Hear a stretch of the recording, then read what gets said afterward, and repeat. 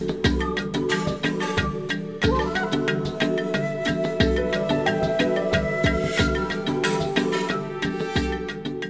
petani di Sumba bertekad menjadikan pulau ini sebagai pulau organik yang bebas dari ketergantungan pupuk buatan pabrik.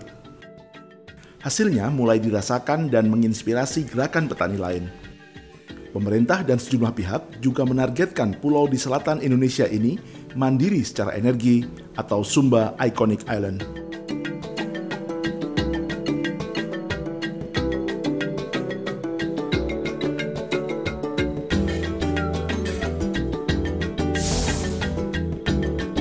Ditemani jurnalis lokal, kami akan melihat dan mendengar dari warga apakah gagasan Pulau Mandiri Energi ini menjadi bagian dari kesadaran mereka. Tujuan kami adalah lokasi pembangkit listrik tenaga angin skala mikro yang terletak di Kampung Kalihi, Desa Kamanggih, Kecamatan Kahaungu Eti, Kabupaten Sumba Timur. Jaraknya sekitar 60 km dari ibu kota Kabupaten Sumba Timur, Waingapu.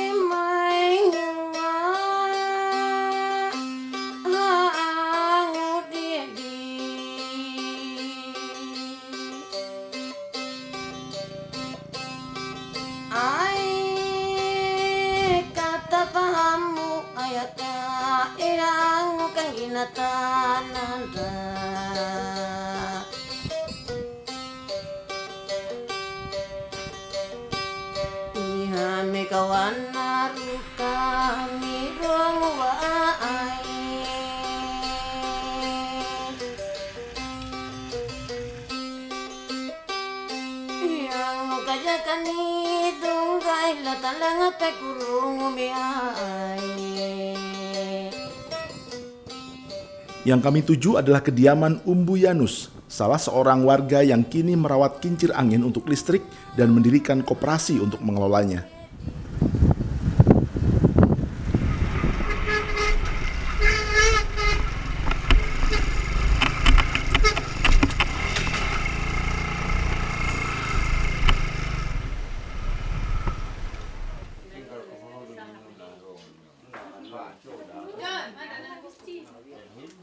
Di rumah Yanus sedang ada pertemuan anggota koperasi. Mereka setidaknya tergabung dalam 3 koperasi dan 1 kelompok tani. Ada koperasi simpan pinjam yang melayani kredit serta tabungan warga. Ada juga koperasi serba usaha Kamanggih yang salah satu usahanya menjual pupuk-pupuk organik. 1 kelompok tani mereka beri nama Ora et Labora, artinya berdoa dan bekerja.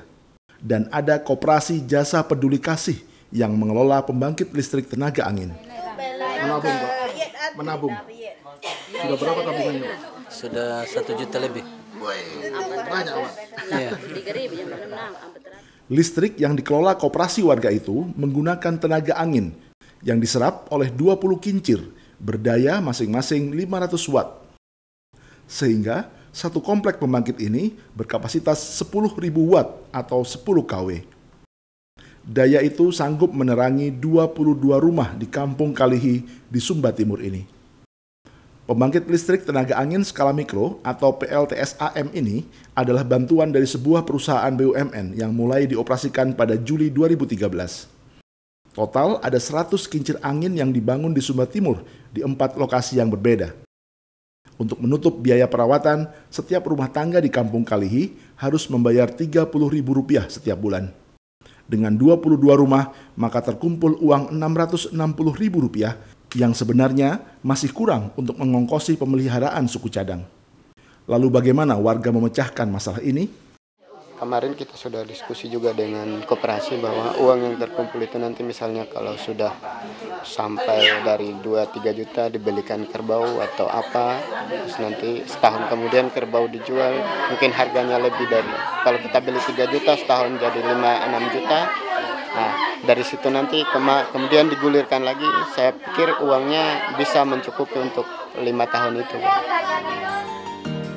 5 tahun yang dimaksud Petrus adalah masa saat beberapa suku cadang mulai rusak dan membutuhkan penggantian atau perawatan.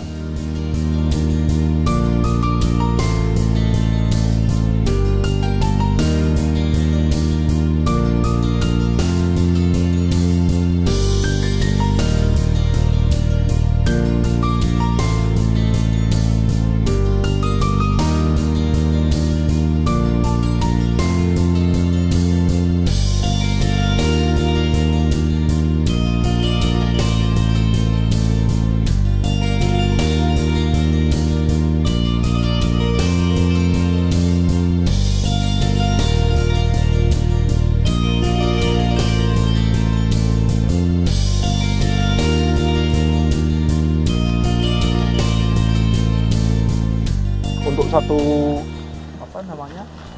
unit seperti ini berapa?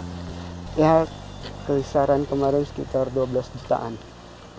Hanya untuk alatnya saja ya? Untuk ininya saja, belum termasuk. Turbinnya saja ya? Belum termasuk kontrolernya dan akinya sendiri. Jadi kalau 20 atau 100 ini berapa total semuanya investasinya awal? Ya 1,2 kali ya. 1,2 miliar. Oke. Untuk skala negara atau pemerintah kecil ya? Sebenarnya kalau saya lihat sangat kecil lah, dengan kita negara sangat kaya sebenarnya kalau kita bisa mengelola dengan baik keuangan. Dibandingkan misalnya membeli solar sebulan 60 juta, 70 juta untuk listrik. Iya.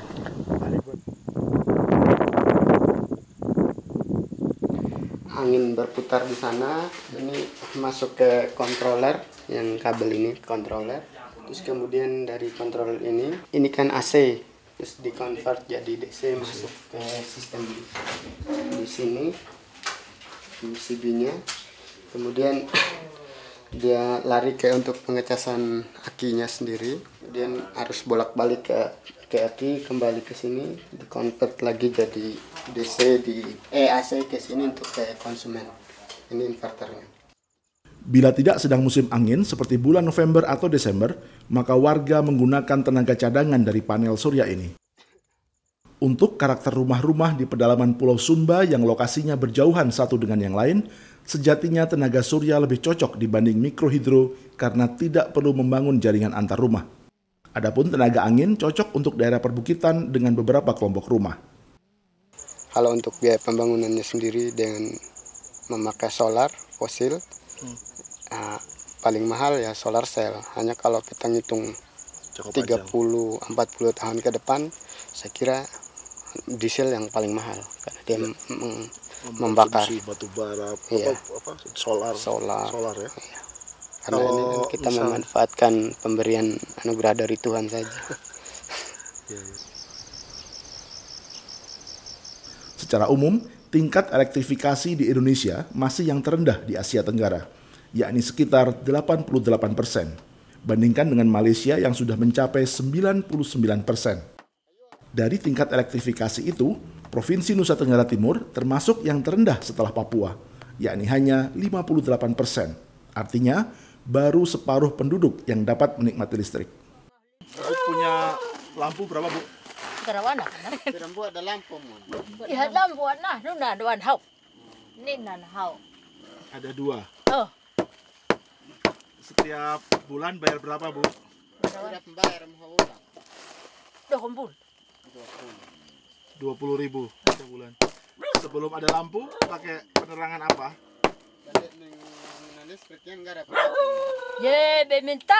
Pelita. Dengan pelita atau lampu kecil, ia harus mengeluarkan Rp10.000 per bulan untuk membeli minyak tanah yang rata-rata menyala 1 jam per malam. Kini, keluarga ini harus membayar Rp20.000. Namun untuk penerangan selama 12 jam, dan yang lebih penting, risiko kebakaran dapat dihindari. Sementara itu, sebagai tokoh masyarakat, keluarga Umbu Yanus memiliki televisi. Sebab rumah ini memang tempat warga berkumpul, baik untuk kegiatan koperasi maupun sekadar mencari hiburan.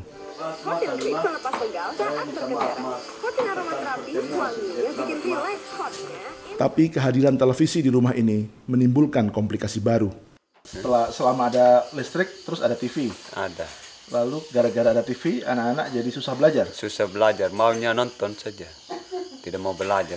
Susah juga anak kecil mau pukul, mau ajar terlalu keras juga. Berapa jam biasanya sekali nonton anak-anak? Kalau malam minggu itu sampai jam 12. Kan yang saya rutin buka itu kan memang sebenarnya TV bersama. Hampir setiap malam penuh. Jadi saya sangka juga nonton sampai jam 12, jam 1 masyarakat pulang, bangunnya jam 8, jam 9. Jadi tidak ada kerja. Biasanya nonton apa yang ramai? Kalau masyarakat itu nontonnya sinetron. Kalau saya sebenarnya kan siaran. Tapi karena banyak yang maunya sinetron, saya tidur sudah. Keluarga Yanus adalah penganut Marapu, agama atau kepercayaan yang dianut orang Sumba sebelum datangnya agama-agama baru seperti Islam atau Kristen. Untuk detailnya pengamatan anggaran itu bukannya di DPR ya, itu kebijakan nasional. Tapi sekarang kan pemerintah lagi banyak uang ya, harus untuk dimanfaatkan. Kalau enggak ada sebabnya tidak ada. Dorong kan tidak evaluasi seluruh Indonesia apa yang terjadi di masyarakat. Jadi mumpung negara pemerintah punya banyak uang, jadi manfaatin dia. Sebenarnya bukan hanya di DPR saja, harus di masyarakat itu. Susah memang Indonesia.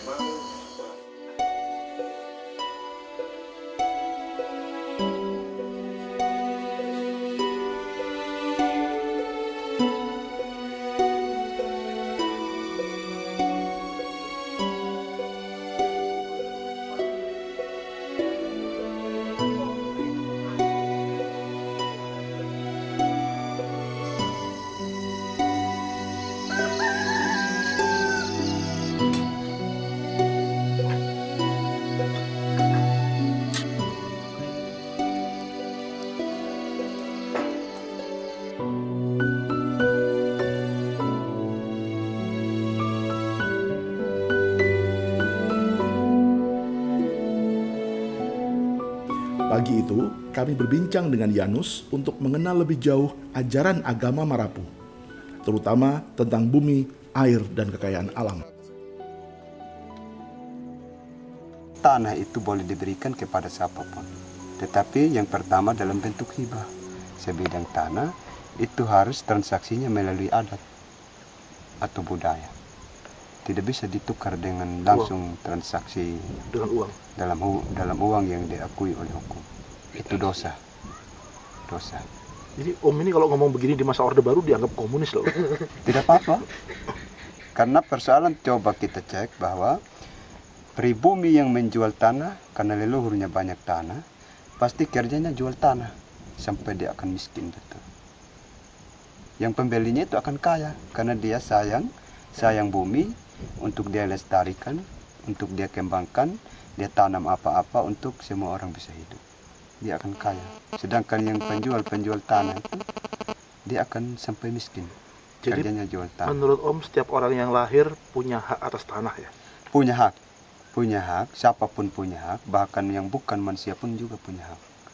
Sehingga tidak bisa kita bilang bahwa seseorang itu memiliki tanah. Jadi tanah memang tidak boleh dimiliki? Tidak boleh. Kita bisa hidup saja. Kita miliki untuk hidup saja.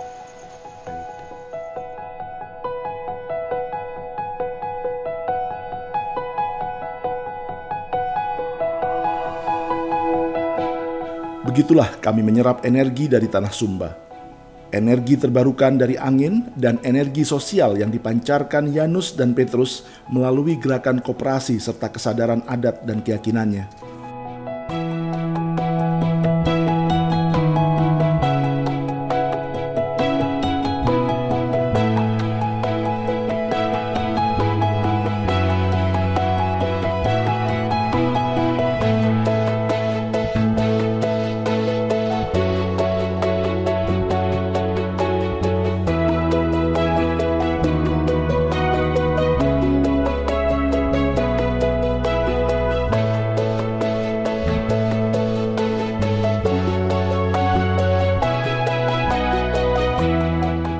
Sudah menjelang akhir April 2015 dan kami harus berpisah serta melanjutkan perjalanan terakhir sebelum meninggalkan Pulau Sumba.